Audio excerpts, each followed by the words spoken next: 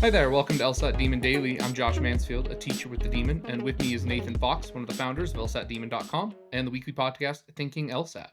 Nate, our email today comes from Garong, and the subject is I feel I am getting better, but my scores aren't improving. Gorong says, "Hi, LSAT Demon. I've been subscribed to the Demon for a month. I feel that I'm getting better on the test as now I read the stimulus very carefully and focus more on drilling rather than theory and stuff." Okay. I mean, that's progress. Like, you do really just need to read and understand. Um, it's always a test of reading comprehension before it tests anything else. So that's great. Garang continues. I feel that I have a better grasp of the questions. However, my score is not increasing. It's still stuck in the 150 to 158 range. I'm consistently getting the last five questions wrong on the practice tests. I've taken three or four of those. When I'm analyzing the stimulus, I'm usually in line with the thought process that is present in the explanations, but the answer choices are worded so strangely that I end up selecting the wrong answer. How do I read the answer choices better? Oh, well, I know what I would say to Garang, but you have thoughts? I'll let you fire the first shot. All right, I have a couple thoughts, Yeah.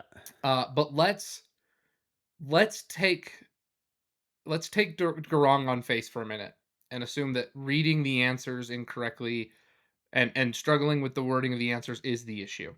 I have thoughts about previous parts in the passage that there may be something else contributing to this Yep. problem, but let's assume for a minute it is because I hear this I hear this from students, and I hear this Yep. from students who are taking their time and they say I feel like I solved it, and then I get to the answer choices and I don't find my answer, Yep. and I hear that all the time. My recommendations typically are a couple of things. Number one, Garong is understanding my big question, and as a teacher of prediction fundamentals, LR and RC, my question is, Garong, are you making a prediction? Are you Yep. saying this is the answer that I am going to look for? Because when you do that, when you're evaluating the answer choices, it fundamentally shifts the question to simply is this matching my prediction? And that evaluation is one that I think is a little bit easier. I discourage my students when they have a prediction from going into an answer choice and saying, anytime I hear the words, well, I hadn't thought of that about an answer choice when they had a prediction, I just know they're about to make a mistake. Mm, I know they're about to cause problems because they're letting the answer choices inform their understanding. The yeah. other piece of advice I have is when you have a strangely worded answer, are you replacing the abstract language with an example from the passage? It says, it's an example. What's the example? Can you pull and grab the example Mm, right now from the passage and say this was the example? That proves the conclusion. What was the conclusion? Okay, does yeah. that example prove that conclusion? If you can't put the pieces together, then you probably didn't understand the passage as well as you thought you did. Yeah. Yeah. Okay. So I have a couple things definitely related. Um, Garong, you're saying the answer choices are worded so strangely that I end up selecting the wrong answer. But dude, you're picking a wrong answer.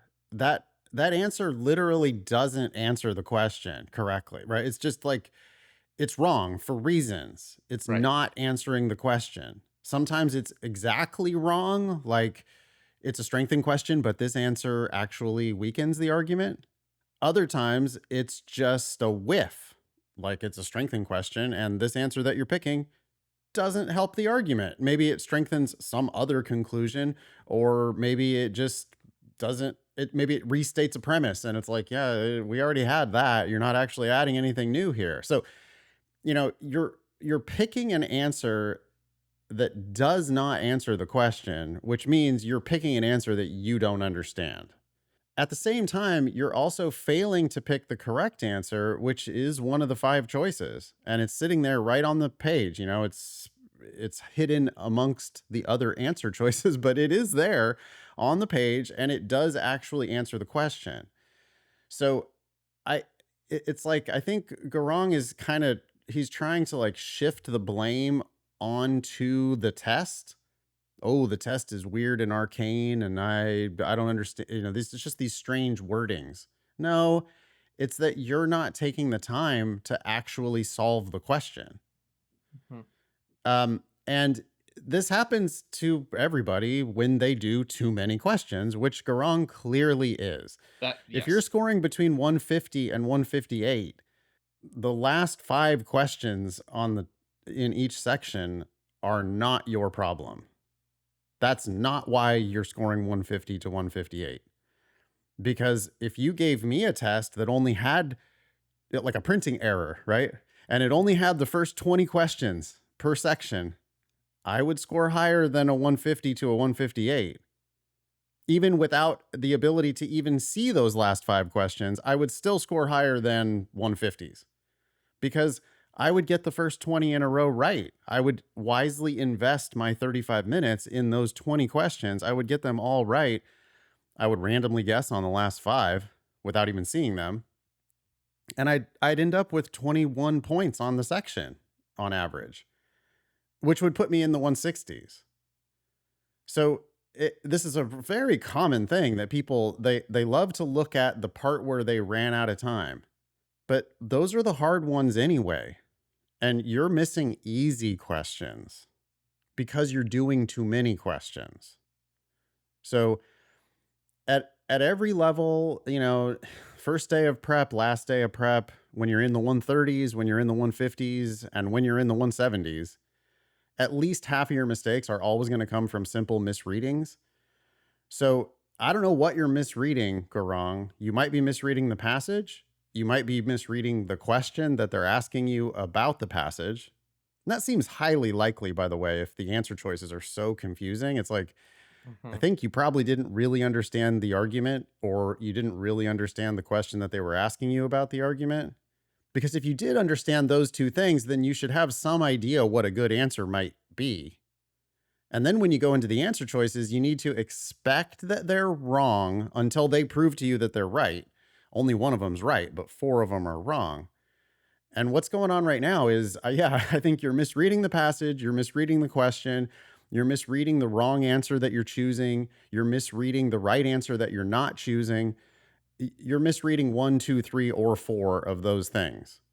So it's great that you're trying to read carefully. It's great that you're not getting all caught up in theory and stuff. But I want to strongly encourage you to take our main piece of advice, which is to do fewer questions and get more of them right. You'll be it's like an unbelievable deal, right? What if I told you that you could decrease the average difficulty of the questions that you're going to attempt on the law school admission test? Would you like to do easier questions? Okay. Would you like to do fewer questions, easier average difficulty, and score higher? Because that's what you'll do. You'll do fewer questions, but you'll get them right instead of wrong. You'll randomly guess on the harder ones, which are at the end of every section. Mhm. So my prescription right now for Garong is, dude, you need to start getting the first like 15 in a row right. Yeah, I think if you were getting 15 out of 15 consistently, you would feel much better about the test. You wouldn't have this problem where, oh, the answers are just worded so strangely. Yeah, but they make sense once you make sense of them. Mhm. So you're not making sense of it. Yeah, it's a total mystery. You're it's like you're trying to put the puzzle together without first flipping all the pieces so that they're right side up. You know what I mean? Yeah, I think that's yeah, actually yeah. a half decent analogy That here is where it's that like, is a "Oh good boy, analogy. this is just how does anybody ever even possibly do this?" And it's like, "Well, yeah, I mean, there is a picture on the other side. You just gotta flip them all over first so that you see what's actually there. Because you're just clearly when you're in the 150s, you're understanding pieces, Mhm. but you're really not grasping enough of it to start to see how the test is easy." I wanna shout out Thinking LSAT episode 500, which is, Okay. the Mythbuster episode, where you and Ben went through, 11 myths about the Yep. LSAT, and I remember specifically, there was one piece of advice from a prep company that said that you should allocate something like 10 minutes to the first 10 questions because they're the easy ones. So you need to go faster earlier so you have more time at the end. And the Yeah. backwardness of that advice, not just for the sense of like, hey, you just, solve one at a time, but the fact that they tell you spend less time on easy ones, so you're more likely to miss them, so you can Yeah. spend more time on hard ones that you're Yeah. more likely to miss. It blows my mind that that is advice out there because and it's so funny because students write all the time. I have subscribed to the demon. I feel like I'm getting better at the test now that I read the stimulus carefully. And it's so funny, but like that is not advice that everyone gives. Is that you should just slow down and read and No. understand. Well, it's And it's that's the key, wrong. Is like you just and you've got to read those answer choices with the same care, and you have to yeah. solve it with the same care that Yeah. you say you're applying to the stimulus. And by the way, that's how real lawyers behave in the real Yeah. world. I mean, I I was talking to Nikki Black, my best lawyer pal, last weekend, and she was talking about how she double triple checks, not just the support staff that works in the office, but she double triple checks the attorneys that work for her because most cases, it's like they get rejected. She's an immigration attorney, and the cases Mhm. will get rejected because people didn't use proper passport photos. Like they took a selfie and color printed it. And it's like, and she is, she's like high level, like runs the firm, but she's still triple checking every application that goes out the door because, oh, that's going to get automatically rejected because the check is expired. Like you think you've got a case, and you're gonna get your visa or whatever, but I'm gonna tell you that that's gonna get rejected because you did something stupid, Mhm. just a real silly like transcription error or something, and you're able to differentiate yourself even at that level. You can differentiate yourself by just doing high quality, detail oriented work. So we can start now on the LSAT. It's just that you're not going to be able to do that and also finish the section. But that's fine because until you're scoring like 175, you don't have any business finishing the section. And when you're in the 150s, you really like, I don't think you should actually even get to question number 20. Mhm. Oh, yeah. Yeah. I think 15 is a good number, and I'm willing to hear 16 if you're in the 150s. But until you're telling me that, you're getting 100% on 1 through Yeah. 10, 1 through 12, right? What we have no business moving on. Yeah. I'm willing to hear whatever number as Yeah. long as you're getting them all right. Right, right. So, Yeah, you know, yeah. I'm not telling you to like artificially restrict yourself, Garang, but I am telling you that you're making mistakes that you don't have to make.